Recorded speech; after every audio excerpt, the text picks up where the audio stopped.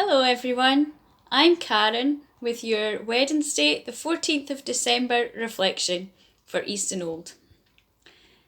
Well, it's the 14th of December and this year has really whizzed by in a flash. We're in Advent and it's nearly Christmas. But I'm not going to talk about that today. I'll leave that to everyone else. Today's reflection was inspired by something that Barbara Ann said during morning worship a number of weeks ago, when she asked if anyone in the congregation followed any blogs or vlogs. First of all, what is a blog or a vlog? So the dictionary says that a blog is a regularly updated website or web page, typically one run by an individual or a group. And it's written in an informal or conversational style. So basically, it's like an online journal or diary, which you can publish for other people to read, or in the case of a vlog, a video log, you post a video recording to share a message about your thoughts. So today, I am sending you my vlog. With social media everywhere these days, there's plenty of opportunities for us to get on our soapbox and get our voices heard, share ideas with like-minded people. There are so many different social media platforms, and I have to say, I use, or have used in the past, many of them. I like to use different ones for different purposes. The most common social media platforms in the world are Facebook, which has 2.9 billion monthly users worldwide, followed by YouTube with 2.5 billion users. And then closely followed by WhatsApp, Instagram, WeChat, TikTok, and Facebook Messenger. Other well-known platforms include Twitter, Pinterest, LinkedIn, and Snapchat. Across the world, 100 billion messages are sent using WhatsApp every single day. That's just mind-blowing. I use WhatsApp to have group chats with my family or friends and work colleagues. It's much easier than several phone calls or text messages going back and forth between lots of different people. And it means information, including data and photographs, can be shared quickly and easily. I use WeChat and Twitter for work. There is a huge Edu Twitter community where teachers and academics share their lesson plans, professional learning opportunities, details of conferences, and news and academic articles, and so on. WeChat is the main Chinese social media, and I use it to communicate with my Chinese colleagues. In China, it's not common to send an email, and they don't have, or they're not permitted to have, things such as Facebook, WhatsApp, Instagram, or any other Western social media. So WeChat is the best way to reach a Chinese person.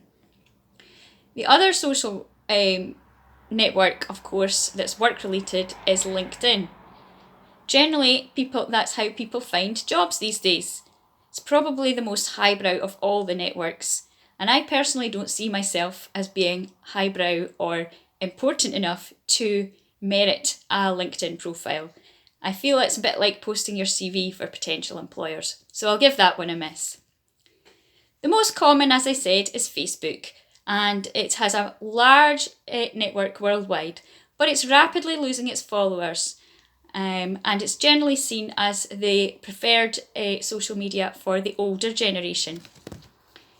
I do have an account, but I rarely look at it these days, and I plan on deleting that one. There's only really two reasons why I go on Facebook.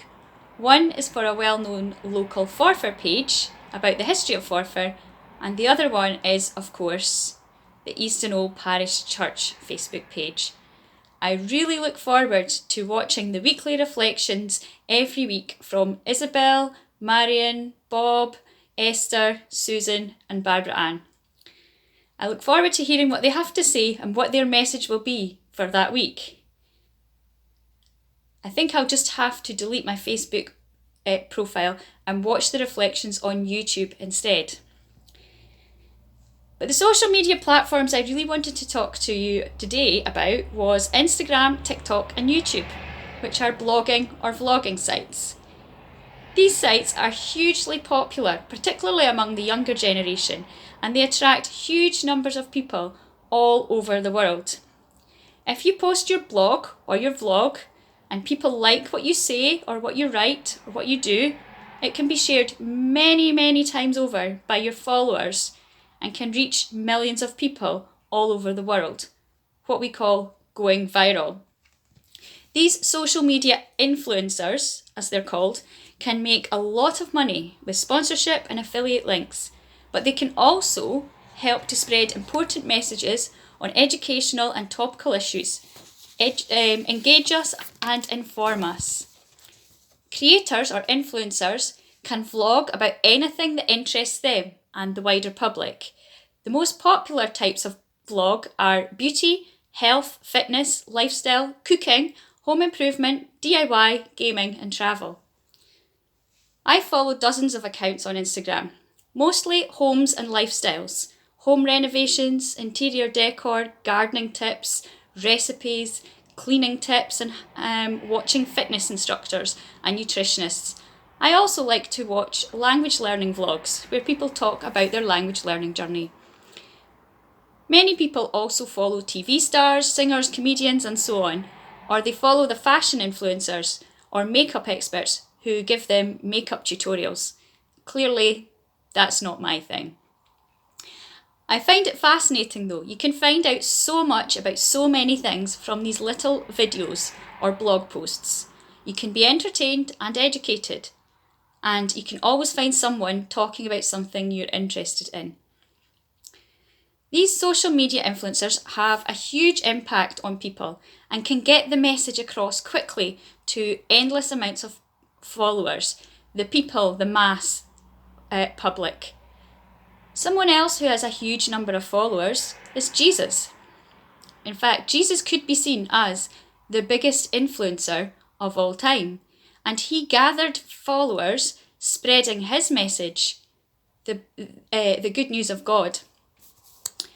Jesus chose his followers wisely, the disciples, and they shared the message and passed it on, just like we would share the message of our favourite influencers. I'd like to remind you of a couple of short verses from the Bible, from the book of Mark.